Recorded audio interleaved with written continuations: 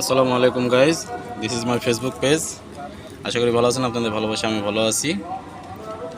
তো আজকে আপনাদের জন্য সুন্দর একটি ভিডিও নিয়ে আসলাম।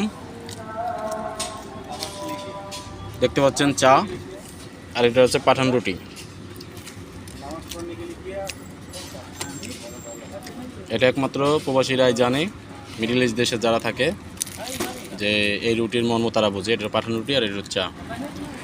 তো খেতে মন চাইছে, তো রুমের ভাবিরা তার বন্ধু বান্ধব নিয়ে চলে আসছি পাঠান রুটি খেতে। এমন রুটি আর চা কে কে খেয়েছেন কমেন্টে জানাবেন। ভিডিওটি ভালো লাগলে শেয়ার করে দিবেন।